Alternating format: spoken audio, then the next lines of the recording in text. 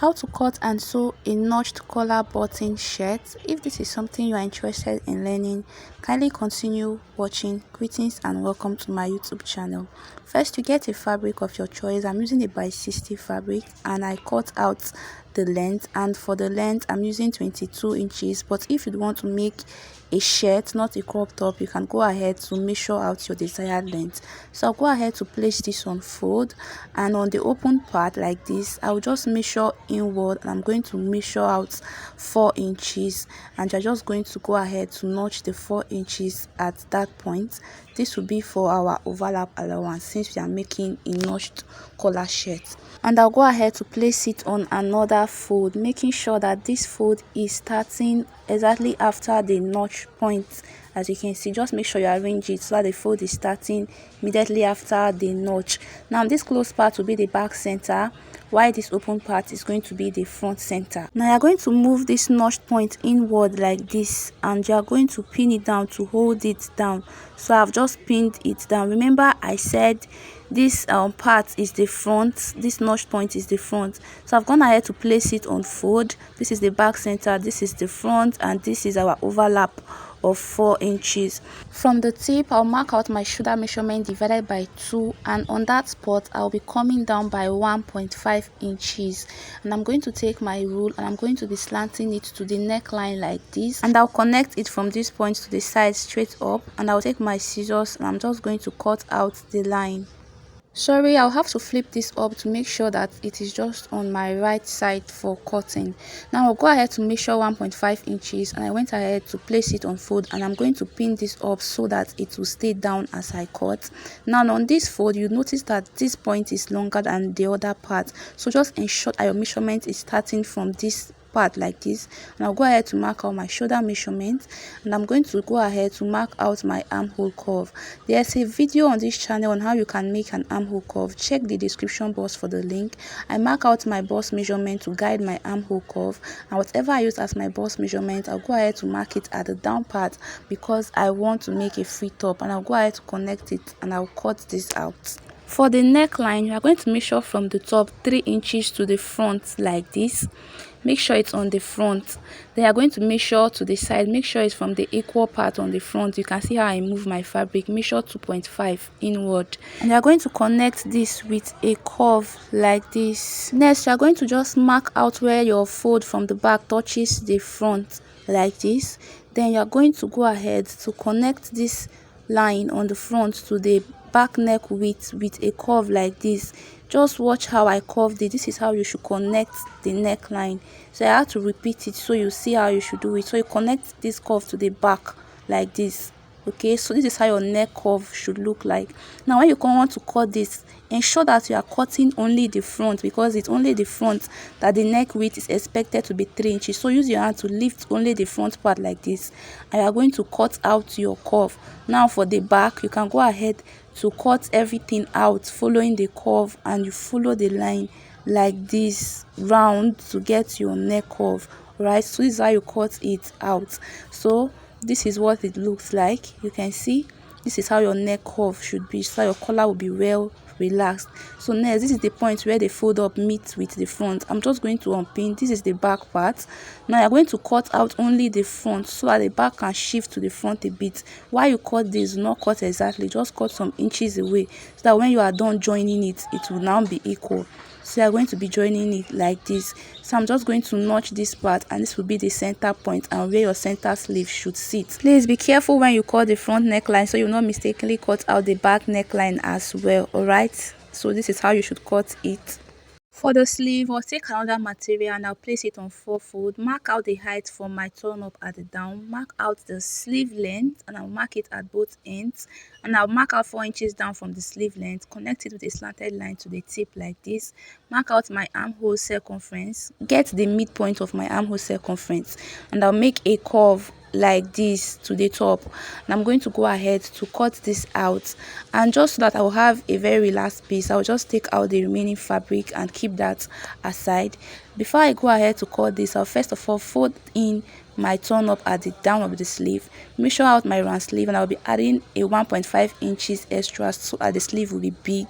I'm going to connect it to the top like this, and I'll cut this out, notch the center part of the sleeve, and this will be for the sleeve.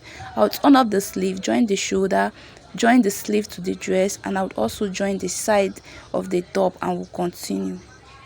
So after you have joined the shirt, you can see I've turned the down of the sleeve and I've joined my sleeve to the right part, and I've also turned in my overlap and pinned it at the neck part and at the down part like this.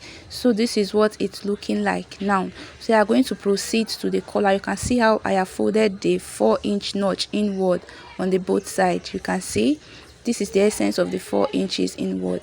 Now you're going to mark out where you want the notch to be, and for me, I'm using 2 inch. So on that 2, I place the 2 neckline together, measure out 2 inches, and I'll be notching the 2 inch so that I'll know where my collar should stop.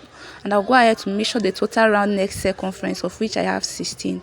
I'm using a light collar gum. I'll cut it out straight so that I'll have a straight part to work on. I'm going to place it on fold, and I'll be marking out the neck width divided by 2 because it's on fold. So I'll just mark it out like this. This is for the neck width. Now the closed part is the back center, while this open part is the front, and on the front I'll just mark out 0.5 inches upward, connect it to the back like this, and for the back side I mark out 3 inches for the collar height. For the front, after your 0.5 inch upward mark, you mark 2 inches like this, and you connect it to the back like this. For the front, you go in by 2 inches, which is the distance you notched on the shirt. I am going to be slanting this 2 inches upward, not more than 2 inches, okay, and I'm going to connect it to a slant like this. Now if you extend it to the very end, it's fine. That's if you want your collar to be longer than the notch. But if you want the collar to be the same width as the notch, you mark out the same thing you use as the notch. So I'll go ahead to connect this to the back center like this, and I'm going to cut it out. Do not add any sewing allowance. Now I'm going to open this up, and I'm going to blend the top of the collar like this so that it's going to be looking like this. So next you are going to notch the down part so you do not mistake this for the up part. So next I'm going to take my fabric, and I just ironed the light gum stay on it all around. I also ironed paper stay on another fabric all around. Next I'll place it right side facing right side, and I'm going to sew it from this side to this side. Do not sew the down part of the collar. So I have also ironed light stay on that part we are using for the fold up for the front, so that it can be a bit thick. I have ironed stay on it, and I've ironed it inward as well. So I've gone ahead to sew the collar all around. I did not sew on the collar, please. I just sew very close. So I'm just going to cut it all around like this. For this side, you do not need to add any sewing allowance. But for the down, when you are cutting it, add a sewing allowance of 0.75 inch. So next, I'm just going to turn this to the right side, and I am going to iron it up. So I'm just going to take the collar after I have ironed it. I'm going to be reducing one part by 0.25 inch, one part of the collar, please. And this part you are reducing should be the back of the collar. Just reduce it by 0.25 to the end. Remember, you should have an open part like this on the both ends of the collar. Now I'm going to place the collar on fold, and I'm going to notch the center of the collar. I've also notched the center of the shirt. Next, I'll place the collar center, which is the shorter part first. I'll place the shorter part on the right side of the fabric, and I will pin it up, and I would also extend it to where my notch is on the fabric, and I would also pin it up at this point, and I would also do the same thing to the other end. And I'm going to go ahead to sew it, just one piece of the collar. I'll sew it from one end. Do not sew the both sides, just the one piece. So if you want to overlock this side or weave it, you're going to do that before you continue to this process, okay? So now I have gone ahead to sew the collar one part like this. So for the other part, do not sew it yet. Just use your office pin and pin it up like this. Just pin it up. I just sewed one part, okay? So I'm just going to pin the second part of the unsewn collar. You just pin it all the way to the other end like this. Then from after you have pinned this up like this, remember this is our 4-inch overlap that we have here. You can see that we have the overlap. You're going to flip it to the back like this, making sure that your collar sits in between it like this.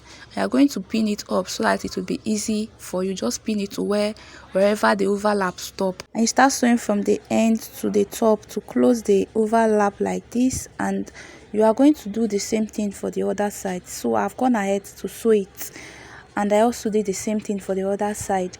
Now I'll remove the pins I use in holding this down. Now where my stitch stop exactly on my overlap, where it stops like this, I will give it a clip like this. Just clip it like this where your stitch stop, and you are going to trim out the excess, and you are going to stop exactly where your clip is. Do not exceed into the other part of your clip. All right, so I'm going to do the same thing for the other side. Clip and trim out the sewing allowance.